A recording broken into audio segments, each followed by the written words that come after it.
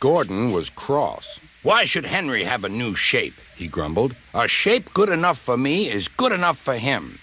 He goes gallivanting off, leaving us to do his work, and comes back saying how happy he feels. It's disgraceful. And there's another thing. Henry whistles too much. No respectable engine ever whistles loudly at stations. It isn't wrong, but we just don't do it." Poor Henry didn't feel happy anymore. "Never mind," whispered Percy. "I'm glad you're home again. I like your whistling." "Goodbye, Henry," called Gordon. "We're glad to have you with us again, but remember what I said."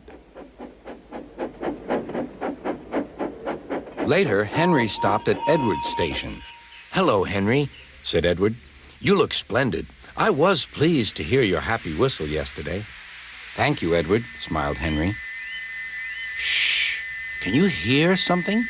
"It sounds like Gordon," said Edward, "and it ought to be Gordon. But Gordon never whistled like that." It was Gordon. He came rushing down the hill at a tremendous rate. He didn't look at Henry, and he didn't look at Edward. He screamed straight through the station and disappeared. "Well," said Edward. "It isn't wrong," chuckled Henry, "but we just don't do it." And he told Edward what Gordon had said.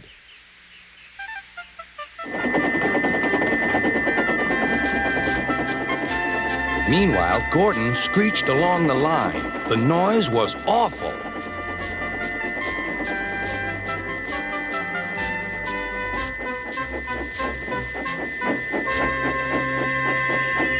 At the station, everyone covered their ears. Sir Topham Hatt covered his ears, too.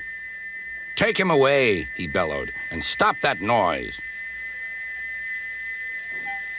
Gordon puffed sadly away, but he wouldn't stop whistling until two fitters climbed up and knocked his whistle valve in place. That night, Gordon slunk into the shed. He was glad it was empty. "It isn't wrong," murmured Henry to no one in particular, "but we just don't do it." No one mentioned whistles. Next morning, Henry was enjoying himself enormously.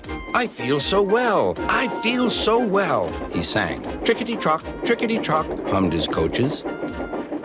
Then he saw some boys on a bridge. "Beep, beep, hello," he whistled.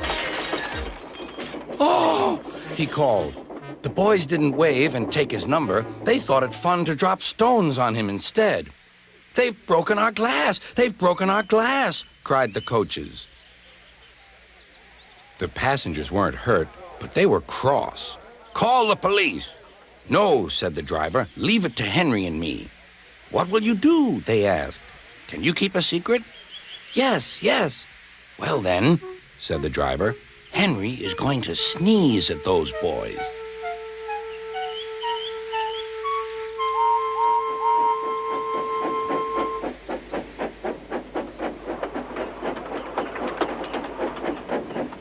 Lots of people were waiting at the station just before the bridge. They wanted to see what would happen.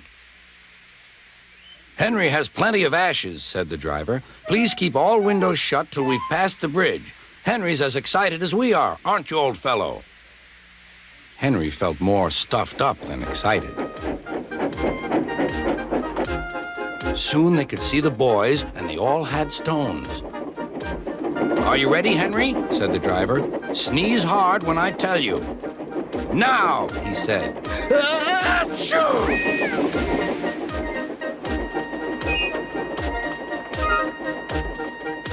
"Well done, Henry," laughed his driver. Henry went home, hoping that next time he saw Gordon and the boys, they would have learned not to be so mean.